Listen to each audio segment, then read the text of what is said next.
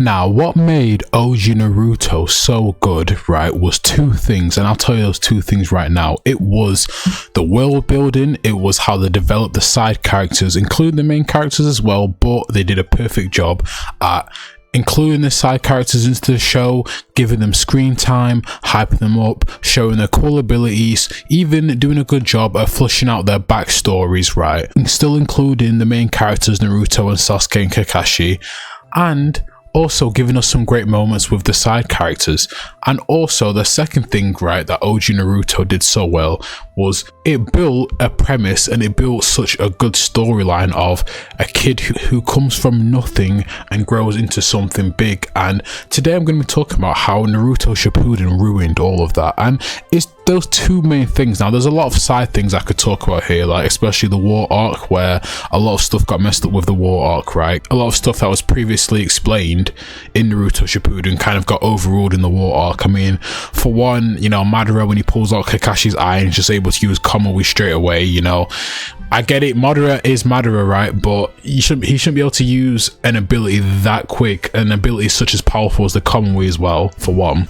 Two, Madara just broke out of the reanimation jutsu, but it was never explained how he did it. And there's a lot of other stuff that I know people could bring up to criticize Naruto Shippuden, because I will admit, while I do defend Naruto Shippuden on one half was really good and it was really entertaining and had a lot of great moments, but on the other half, Kishimoto would write something in and then rewrite it, which that can happen with writing, because sometimes maybe you want to change stuff, but would do a poor job of explaining why he did it, would completely just not acknowledge the mistake at all, right?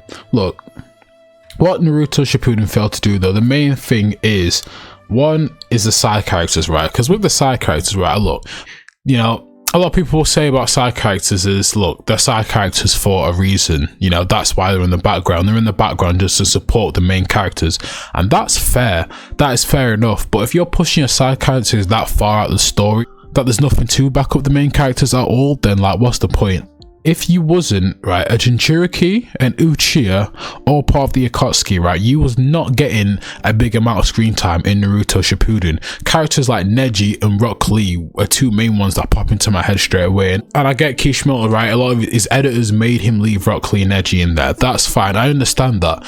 But if you had to delay Naruto Shippuden a bit so you could rewrite stuff, or if, I don't know what you would have had to do, instead of using the excuse of, I had to leave them in, you should have just delayed the series and written something for Rock Lee and Neji, because Rock Lee and Neji, two characters that had so much potential, right, were greatly written characters in OG Naruto, were just non-existent, at all, right? And of course, you can go on to how he writes his female characters, because I mean, the female characters that he actually built up from OG Naruto were, I would say, Tamari, Hinata, right? And a lot of people, Hinata, what you told me, she got beat easy by Neji, but I feel like Hinata, even though, right, in OG Naruto, she was kind of simping for Naruto a lot, you know, she had her moment in the tuning exam where I feel like she could have been more, right? But I thought in Shippuden, you could have written her a bit better as well. Yeah, there's not really a lot of female characters that he really built up in OG Naruto. I mean, Tsunade as well, I thought like she's another one that was really built up in OG Naruto. You know, she was the strongest healing ninja out there. You know, she killed Rock Lee when she came back. With Tsunade, where I'll give him a pass there, because she was really the Hokage, and most of the time she would be in the village anyway, so I'll give him a pass on that one, right? But that's another thing that you can criticize with the side characters. But overall, if you wasn't a Jinchuriki part of the Akatsuki, right, or if you weren't an Uchiha, you was not getting screen time. It kind of affected the story for me, because a lot of the story was just Naruto chasing after Sasuke. And while I think it was great seeing Naruto go through different trials and tribulations trying to get stronger to catch up to Sasuke, I feel like a lot of that time it could have been spent building up your side characters. Now look, I have not watched a whole lot of One Piece, so I can't really speak. I've not even really watched One Piece actually. I've just watched like a couple clips from TikTok, right? I've not even watched One Piece, but what I will say is I heard a lot of people say this, so I will take it as not fact, but at least a strong opinion, is that the reason why One Piece is so long is because they take the time right, to flush out the backstories of side characters. Now look, am I saying Naruto needed to be as long as One Piece? No, and by all means no. Do I think Naruto should have spent as long as One Piece does on its side characters? No, not all, because that can get kind of boring after a while. But I do think you could have taken a couple more episodes to kind of include more of the side characters to the story. Now the times, right, where Naruto was looking for Sasuke, you could have included some of the other side characters in that search as well. Like, for instance, right, when Naruto Shippuden first starts, right, Neji's a Jonin, right? Neji is a Jonin, and you could have built off that somehow. Neji could have been a big part of the series. And look, I've got a video coming out about the Hyuga clan as well, and how the Hyuga clan could have been better as well, because Neji could have been treated way better as a future leader of his clan and a future Hokage candidate as well, but we'll get into that another time. But I feel like that's the first thing that Naruto Shippuden fails to do, is really flush out its side characters, and a lot of them get pushed to the side. But okay, right, maybe you don't think that's a big enough deal, right? So we'll move on to the second thing, and it's the whole premise of the story that they built from day one, is that Naruto, from day one, he was a loser. When you first seen him, he was there throwing paint everywhere, the villagers. He was a nobody. He never went to, when he went to school, he would just mess around and clam for attention. Now, was that all his fault? No, he didn't grow up with parents. A third Hokage was trash at watching him, right? So it wasn't completely his fault. Jiraiya could have done something there as well, but there was a lot of factors to why Naruto was the way he was. But he was Naruto, it was fine, okay?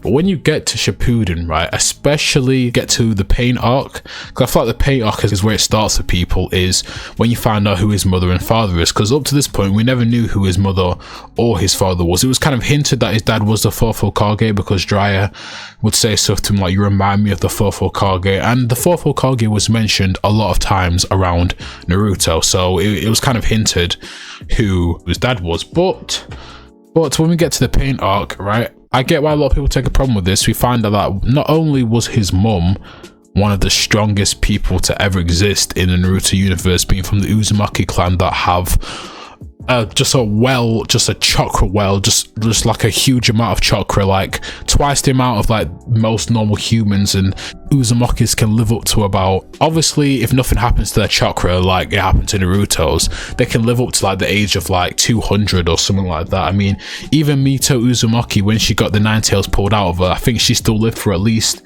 40 or 50 years after that happened, right? So they have a big chakra well, right? So first off, I think that was people's problems first of all, but I didn't have a problem with that personally, because I feel like it didn't really hinder the story that much for me that he had a lot of chakra, because Naruto, even though he was a loser, he had to have something about him, right? He had to at least have some, obviously he had to work for what he had, but he had to have something. And then when we learn about the Nine Tails, and we learn that the Nine Tails is the strongest tail beast. Now I don't know if this is exactly in the pain arc, but we definitely get to learn a lot more about the Nine Tails in the pain arc, right?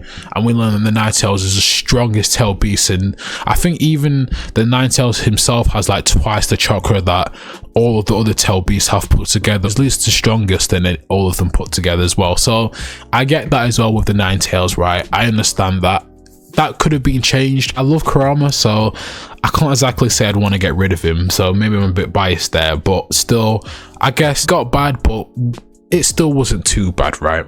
And then we get to who his dad was. His dad was Minato. Sorry about that, guy, that was a Discord message. But when we get to Minato, the fourth Hokage, and then they do a backstory on Minato, and we find out how strong Minato really was. I don't think that was a straw that broke the camel's back, but it definitely added pressure, you know? It was like, people's problem was, at the start, Naruto is shown to be weak, you know, he's got nothing going for him, he has to work hard for everything, you know, him and Rock Lee were kind of one and the same, right? But when you're taking all these factors, right, and you're taking the fact that who his mum was, who his dad was, and what tail beast he had put inside of him, it's kind of set up to succeed, right? So I feel like that's the first thing that they ruin about the story, is that he goes from a kid who never had a chance to succeed into a kid that really, with just a little bit of the right resources, a little bit of the right teachings, really was destined to be one of the strongest ninjas in the universe, because Minato had a run on sight order, right? Created his own jutsu, was the 4th Hokage, was one of the strongest ninjas to ever exist in the Naruto verse, right? Minato was that strong. He's at least top 10 in terms of like the strongest ninjas to ever exist in the Naruto verse, right? Even then, you could maybe give him a bit of leeway with, you could say, look, there's a lot of people that are born with great parents or a great parent, you know, but don't always end up having the same success as them. I mean, look at people like for example, Michael Jordan's kids. They have not done F all when it comes to basketball, right? They've not done nothing, right? They've not done nothing. So there is cases where people can have great parents and great genetics, but still not be able to harness that. So I can still give Naruto a little bit of credit for a lot of credit for where he is now. I can still give him credit. But when we get to the war arc, right, the main premise and the main thing about what made OG Naruto so great just got thrown down the drain, just thrown in the trash can, just got trashed, just got dumped altogether, was the Indra and Ashura and the Osatsukis, basically reincarnations of gods. Now look, did this affect Sasuke's character? Not at all. I'll tell you why. Because Sasuke from day one was shown to be a prodigy, was a member of the Uchiha clan. His dad was Fugoku, you know, of the Wicked Eye. And Uchihas just alone, right, a lot of them were just skilled anyway, right? And his brother was Itachi Uchiha, right, was one of the most promising prodigies to come out of Konoha, right? So it didn't affect Sasuke's character at all, but it really affected Naruto's character, because what it's shown, right, is from everything they built up from OG Naruto, he was nothing. He had to work for everything. All it did is throw that in the bin because he was a reincarnation of a god. And that whole thing about, you know, your destiny is not decided, you know, him and Neji's argument kind of gets thrown away as well. It kind of adds another reason why Neji should have won that fight in the first place. It just kind of throws that away. I feel like that's the main problem with Naruto Shippuden. Look, don't get me wrong, right? If OG Naruto was a bit different and they didn't kind of install all these work hard, zero to hero stuff that they put in the story, then this would be fine. But with the Indra and Ashura stuff, what it did is it just messed up all the great writing from OG Naruto. But look, you guys tell me what you think. Before I go, actually, what sparked me to make this video as well is because I just rewatched OG Naruto. I kind of realized now OG Naruto in a lot of ways, is better than Shippuden. Now look, and that's storytelling wise. Now look, Shippuden on the other hand, right, Shippuden had better fights. I preferred the fights in Shippuden, had better fights. Even though they did a bad job at fleshing out a lot of the side characters' backstories, they still did a great job at fleshing out Kakashi's, Itachi's, a lot of the Akatsuki, right, a lot of the Jinchurikis, you know, their backstories were very interesting to see. You know, Kakashi when he's in the Anbu with Itachi, I loved that arc, you know, that was a great, I'd love to see more of them in the Anbu together. Minato, when they flushed out Minato's backstory, and obviously the old Team 7 with Kakashi, Obito and Rin, I enjoyed that as well. I feel like that they did a great job with that. But Shippuden's problem is it kind of just stomps over everything that OG Naruto was. But look, tell me if you agree. Like, comment, subscribe, and tell me, do you prefer OG Naruto or do you prefer Shippuden? Let me know in the comments below. And peace, I'm out.